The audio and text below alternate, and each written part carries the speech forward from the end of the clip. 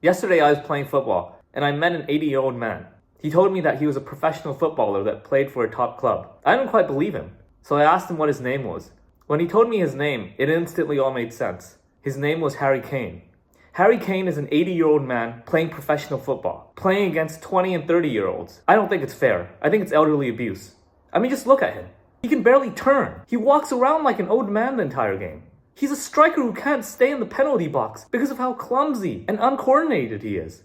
And who can blame him? He's 80 years old. I mean, here's him playing at the World Cup in 2018. He was so old that he had to pretend to be 25 years old. He had to put on makeup to look like a 25-year-old, but it still couldn't hide how clumsy he is. Just look at him here. This is clearly an old man. A 75-year-old man at the time. Fast forward a few years, and he's still as clumsy as ever. People complain that he's always dropping back in big games, but you can't blame him. As an old man, he doesn't have the physical capability to stay in the box. You need a young man's body to do that. You need to have the physical traits, the strength, the coordination. Just look at him. He can barely turn his body. His movement is atrocious. I don't know why Bayern Munich bought him, right? If you want to win the Champions League, you don't buy an 80-year-old man. You need to buy a top striker at the peak of his powers. Yeah, he has good skill, but because of his age, he doesn't have the physical capabilities anymore. In every big game, he's just going to be strolling around on the halfway line, spamming long passes forward, because that's all he can do now.